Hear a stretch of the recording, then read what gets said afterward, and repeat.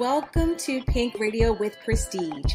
This is the place for you, the diva boss entrepreneur who needs quick tips on building your crave-worthy brand. This is your host, Nicole Doss, CEO of the Prestige Society, a membership organization for women entrepreneurs who believe in building powerful networks while slanging in their industries.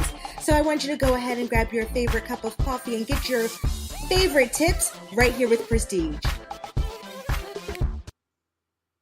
Hey, my fabulous girl bosses. Welcome to another episode with Pink Radio with Prestige. Today we're going to talk about tribes again. That's right. So this is our tribe series. We talked about why every girl boss needs a tribe in part 1. Part 2, this is going to be more instructional for you and helping you figure out 5 different ways that you can actually start your tribe. The reason why we're talking about tribe 1 is because I've just written a book called Tribe: How to Build Infectious Communities with Your Brand. But the whole purpose or the reason why I decided to really focus on how to build tribal communities, why to focus on tribal marketing, is because of the fact that I've noticed that a lot of small businesses really struggle with how to build small businesses or how to build small tribal communities with their businesses. And what's interesting is that big business has identified that these one-time transactions with customers are antiquated ways and unstable ways to build your financial vitality with your brand.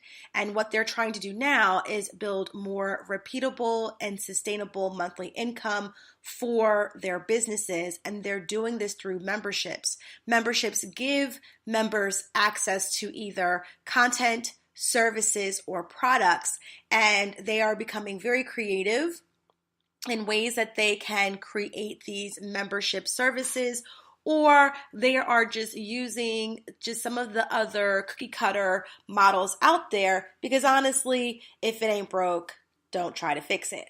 So what I find really interesting are the number of these membership models that are popping up, and how it's really hard for small businesses to think of creative ways to bundle services, products, or content in a monthly membership model. So I wrote a book on not just how to do this, but kind of talking about my own journey of what I went through with building the Prestige Society, how it changed over the years, the necessity of being agile, but also how building your tribal community really does go beyond just trying to secure the bag, but it's really about how do you pour into your loyal client base in a way where they feel that sense of community, whether it is a bridge that you are creating between you, the brand, and your client base, or if it's also a bridge that you're connecting among other clients so that there is community among your clients. There's a connection, there's a village, there's a tribe among all of your clients. And so with that, the first series that we did, or the first installment of our series, was all about why you need this. So if you want to learn about the 3 whys behind why every girl boss needs a tribe, feel free to go and listen to our previous episode. But if you want to know the 5 steps of how do you build a tribe, this is the perfect episode for you. So let's go ahead and jump right into it. So number 1, the first thing you want to do when it comes to building a tribe is you want to make sure that you identify your brand's purpose, mission, and vision. The reason why you want to do this is you want to make sure that you are in perfect alignment with the core messaging and the core purpose of your brand, so that when you are thinking of different ways to build this monthly sustainable income, it's not the money that's driving you, but it is the core purpose of the company that's driving you. So let me give you an example. Mercedes-Benz is a luxury brand. I think we all can agree to that. So it's a luxury brand that has a luxury line of cars that has a certain price tag that comes with being this very part of this luxury economic group that can afford this item. Yes, there are ways that you can purchase a Mercedes for cheap if you have one with really high miles, or maybe you get a really older model. But the reality is that the sustainability, the upkeep, the maintenance that's required comes with a large price tag. So therefore, Mercedes-Benz is a luxury brand. So what's interesting is that what comes with the word luxury usually is synonymous with exclusivity. The issue is that the more that you can find ways to purchase items that are considered luxury, you'll find that exclusivity is no longer the name of the game. So if everyone has the ability to be able to purchase a Mercedes-Benz, then you're no longer that exclusive. If price points are looking comparable to, so like if you can get the lowest line of a Mercedes Benz, and if that can be comparable to, let's say, the highest line of a not so high end car, like I'll just say Kia. Not that I think anything is wrong with the Kia, but Kia is not usually synonymous with luxury, especially in the past where Kia had buy one, get one free. I don't know if you remember, but I had friends who are twins and they were looking for a car and they were like, oh my gosh, we should both get Kias because there's a buy one, get one free thing going on. And that was clearly in the 90s when they were first trying to make their headway. But nonetheless, when you come from that space, it's, you can create a line of cars that look luxurious, but it takes more time to erase that history in order for you to finally break into that point. So Kia didn't break into the market as a luxury brand. Tesla definitely broke into the market as a luxury brand, but they began to make cars that were considered affordable with the $30,000 price mark. But for the most part, Tesla broke into the market as a luxury brand car. Cars had price tags, I believe, about the $100,000 price tag. So in the beginning. So definitely, I want to make sure that we understand the difference between when something breaks into a market from a luxury standpoint to when it's trying to become a luxury brand. So Mercedes-Benz broke into the market as a luxury item. It's still considered a luxury brand, but now more and more people can afford Mercedes. So what does Mercedes do? They create a membership option. That's right. And if you become a member of the Mercedes-Benz Collection program, then you pay, let's say I only looked at one package. So one package is you pay $1,500 a month. I believe that covers the price of the car. It's the newest car of that year. So you get a 2019. There's two different packages. So there's like one where you get like their midline cars. The other ones you get like their creme de la creme line. And so I think the 1,500 is like the midway mark. So you get like their midline cars, and you get the price of the car. I believe it pays for insurance, and your benefit is that you have the ability to change the cars up to 4 times in a year. So this really speaks to a very specific consumer. Someone like me who will drive a car into the ground, and I will keep a car for up to 10 years. I don't really care if I can change a car 4 years. But that person who loves to lease because they love to have the greatest thing or the newest thing every year may be enticed by being able to change it 4 times a year. If this is someone who runs a business that maybe, around like taking people around, whether it's a car service or what have you. If it's a high-end white glove service, then they may be interested.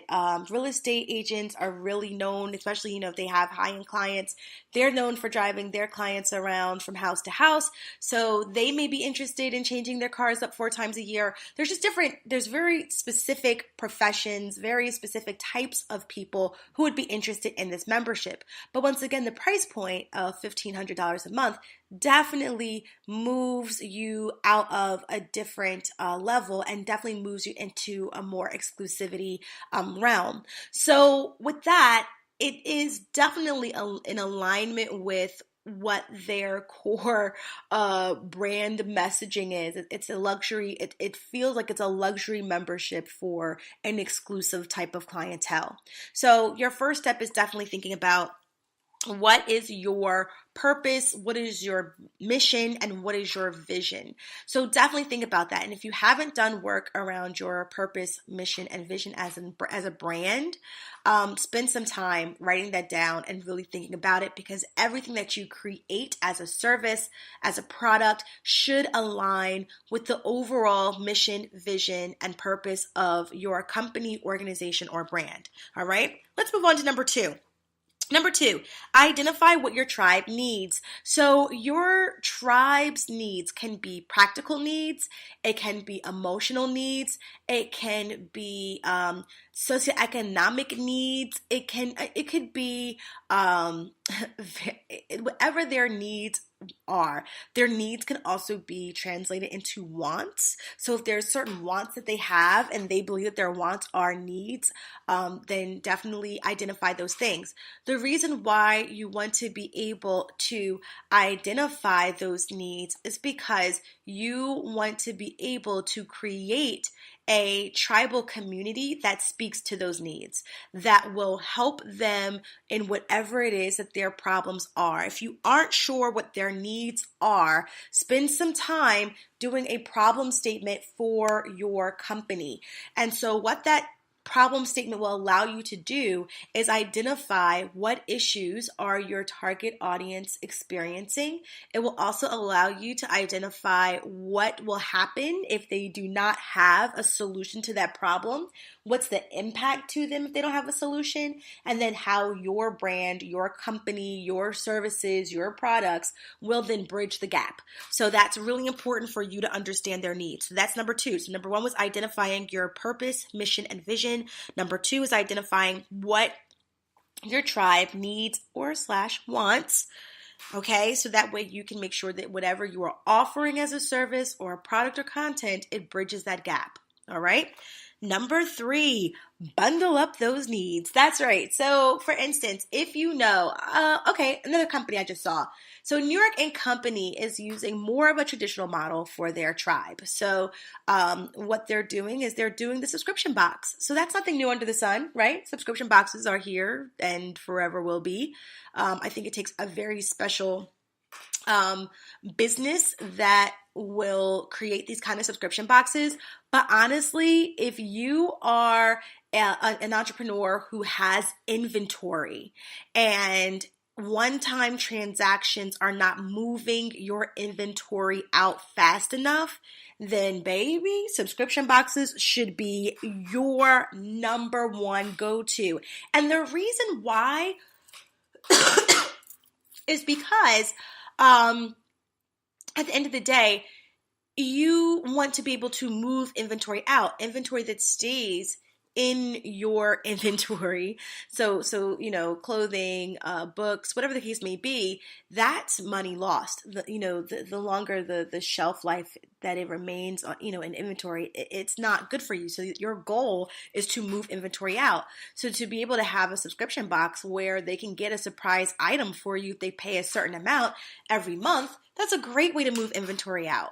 So for those of you who have boutiques who have not really pushed subscription boxes and you're just sitting there with stuff in your, in your warehouse or in your home, kind of shame on you for not moving those things out. But New York and Company has taken on this model. And one of the cool things about bundling it up is that they make it a really easy price point. So you figure $49.99 is usually the price of like one dress. So to be able to subscribe and get something on a monthly basis does two things. It's a price point that people usually already spend, and it's very low for what they probably spend on a regular basis with New York and Company.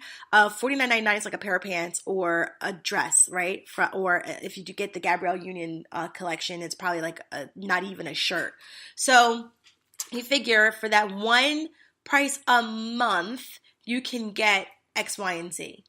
So that's what you want to do. You want to bundle up your services. You want to bundle up your products. You want to bundle up your content. And then you want to be able to make something convenient for your members of your tribe, where they pay for this thing, it's very convenient for them, and then they get something in return. Here's the cool thing though about your bundles. I usually suggest doing 2 to 3 options. Anything more than 2 to 3 options for your bundles will become overwhelming and confusing for your consumer. And a confused person does not purchase because it overwhelms them, and usually buyers just shut down. So, therefore, really think about 2 or 3. You don't want to be stingy and think about one. Why? Because one really does lock someone in. So they either think they can afford it or they can't afford it. So if they can't afford it, there's no other options. If they can afford it and they don't like it and they can afford more, they're like, but I want more. I'm kind of good. So giving them options really does excite the buyer, but encourages the buyer to find something that really works for them. 2 options. Honestly, I feel like 3 options are a sweet spot for most consumers.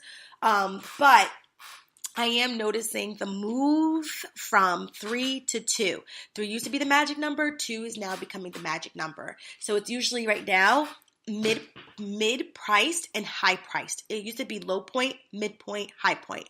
But right now I'm noticing it's like mid and high. And that's probably because right now in the economy, people are really in a good place. So because they're in a good place financially, midpoints and high points are a comfortable space.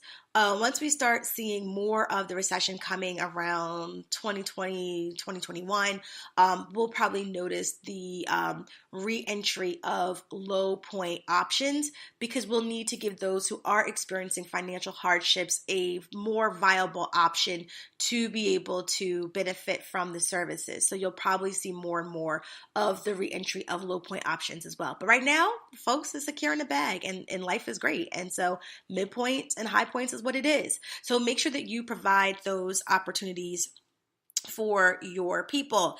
Next thing, price the bundle. So we kind of talked about this. So once you bundle it up, you're going to price it. So this is the thing about pricing. Pricing gets really tricky, and it gets tricky because as small business owners, a lot of y'all try to get rich off of one person. Like, you really do. So you price and then, entitlement becomes a part of the conversation. Do I believe that you should be given money for what you're worth? Absolutely. Do I believe that you are of value? Absolutely. But I also believe that there's a number of things that need to take place before you get to a point where you are at this price point. One, I feel like you need to be able to show and prove. And what I mean by that is that I remember when I first started out, right now I have 2 price points. I believe it's $39.99 a month, and then I have a $79.99 a month.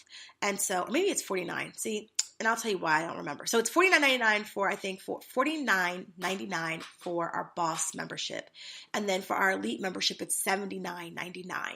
So the difference between the two is you get access to information, a network, and then one-on-one coaching quarterly for the $49.99, and then for the $79.99 a month, you get access to workshops, coaching monthly, and the network. So the difference in the price points really is, do you get one-on-one coaching quarterly or do you get one-on-one coaching monthly?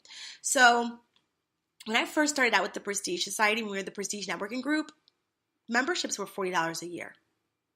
And that was really because I really wasn't sure what we were doing. I didn't really have a well-oiled machine. My operating costs were pretty low, and I knew $40 a year wasn't where we were going to stay, but I knew that I wanted to throw it out to market. I wanted to test the market. I always knew longevity was the name of the game for me. So I didn't have to be a millionaire off of my members year one. Like that wasn't the goal. The goal was, does this model work? So once, and the thing is, I was part of, I'm still part of national organizations for my career. So I am an instructional designer. I'm part of the American Talent and Development organization. It used to be known as the American Society for Training and Development. And so that's like $350 a year, and then you have to pay local dues. So I knew better, right? I knew $40 was extremely low, but nonetheless, I needed to test the market, and I wanted to kind of grow as the business grew. So then we had 3 tiers, and those 3 tiers were a Diva Noir, which was $12.99 a month, Socialite, which was $24.99, and then Elite, which was $49.99 a month. So what is now close to $80 used to be $50. And that was in 2015 that we changed those prices. Now, fast forward to 2019, and we no longer offer the Diva Noir, but we found that people didn't even want to come in at Diva Noir. So we had no one with the Diva Noir package. And it was because people at this point kind of felt comfortable with Prestige Society. They didn't want to just kind of do a try before you buy kind of thing. They just wanted to jump right in with the Socialite package. So $24.99 is what it was. And then now we don't even offer the Socialite package. We only, because what I saw was that there was this gap between Socialite and Elite. People who wanted to meet every month didn't really meet every month. They were meeting once every 3 months. And I did not want to take advantage of those who were paying monthly and not using their monthly meetings. So I made a midpoint between Socialite and Elite. And now what I realize is that people just want to have some type of person that can coach them along the way. Even if it's not monthly, they at least want to do it on a quarterly basis. So we only offer now Boss and Elite. But there was growth along the way. I did not come out the gate in 2015 with those price points. I think I may have probably seen some frustration if I did. There was some awareness that had to be done. There's some, being in this game for the amount of years, and we haven't even been in the game long. I mean, there's people, I think my daughter was telling me how Champion has been in the game for 200 years. I don't think that's a real number. I'm going to go and do my own research. But nonetheless, what it taught her is that anything that you create today, you just may not be around to see the legacy of that brand. And so if you really want to build a legacy with your brand, if your goal is really to build a legacy of your leadership, a legacy to help people, then getting rich quick is not the name of the game. It's about building models that are tried and true. So make sure that when you are pricing your bundles, your goal isn't to try to get rich off of someone's back, because what you'll find is that it's not going to be productive, and you might just fizzle out really early and not really create what your tribe needs, which is step number 2, right? So then let's move to number 5. And number 5 is creating a marketing plan and a marketing strategy that is consistent and frequent. And your marketing plan has to be educational. So I think it has to be part educational, part bait, part PSA. So what do I mean by that? Educational meaning letting people know this is what it entails. Like, what are you going to get from membership? Like, don't be so cloak and dagger. Don't be so mysterious where it's like, ooh, join us because this is it. Because to me, that's bait, right? Bait is making it aesthetically pleasing to the eye, marketing in a way that's going to draw people in. To me, that's very Fire Festival-esque, right? So don't be a Fire Festival. Don't just build something that looks really great without educating your market, excuse me, your target market on what it actually entails and what they're getting. But the PSA piece of it, your public safety announcement, is going to be why they need you. It's that urgency of the need that's so important, and what's going to happen to them if they don't become a part of this tribe. And depending on your industry, depending on, who your targeted audience is, it's all going to drive exactly, what you'll focus on more. I don't think that all parts are equal parts. I think depending on your industry, you'll find what's going to be the majority of your messaging through your marketing, and then you'll figure out what's going to be supplemental parts to your marketing. So I think those are definitely 5 things you should think about as you're building your tribe. So let's go back. 1, identifying your purpose, mission, and vision. Absolutely imperative. This is going to help you in making sure that whatever you build is closely aligned to what your core messaging of your brand already is. Number 2, identifying what your tribe needs. Because if you are just building something based off of what you think they need, then you will find that no one will bite the bait. But making sure that people understand what they need from a business standpoint and speaking to those needs will help you. Number 3, bundle this thing up. What do you currently have that's a product or a service or a content that can easily be bundled, easily be repeatable on a monthly basis that you can provide to your tribe, that you will be able to provide to market on a steady basis? Bundle those things up. And whatever you bundle up, make sure that you price it. Remember, 2 to 3 different levels. There's levels to this. You want to make sure that you have those prices in a tier priced plan. Most do 3. But the new thing right now is 2. You'll probably see the resurgence of 3 items once the recession may come. And I'm not saying that there's definitely going to be a recession. Just understand there's cycles to our economy, period. Right now we're in a good space, which means that we may start seeing a decline in some areas coming soon in a few years. Number 5. Once you've priced everything, now it's time for you to market it and really think about the strategy behind your marketing. How are you going to do your educational piece of marketing, what it is that you're doing? What are you going to do that's going to be brand aesthetically pleasing to the eye to get people in there as bait? I'm sorry, but that is part of marketing. It's all about baiting.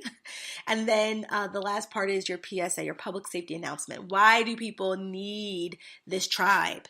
All right. Now, you have your 5 ways to build your tribe, but there's 2 things I want you to keep in mind as you're doing this. The first thing is I want you to be consistent. So you have to be consistent because that's the only way that you're going to keep people engaged. My normal year of membership is 5 years. I usually keep people for about 3 to 5 years. I see more on the average of 5 years than I do 3 years, but our average is 3 to 5 years membership. That's a pretty decent, financial trajectory to have, where you know that you can have somebody every month paying into your business for 3 to 5 years. So think about ways that you are going to be consistent, because you want to be able to have that financial stability for a certain amount of time as well. Number 2, your focus should be on your tribe and not the bag. The bag is going to come. But if you only focus on your bag, your tribe is going to feel that. If you only focus on your bag, your tribe is not going to have longevity with you. So focus on your tribe. Okay, those are my 2 things that I would tell you to really keep in mind as you are building your tribe. So with that, I'm going to go. I hope you guys are in a space where you are ready to build your tribe, so you feel like you have enough information to help you build your tribe. So have a wonderful, awesome, and fabulous day. And make sure that you stay tuned for episode 3 of our 3-part series for our tribe series. And that's going to be about beyond the box. So let's talk about different ways that you can build this beyond subscription boxes. All right, guys. All right. I hope this has helped you. Bye.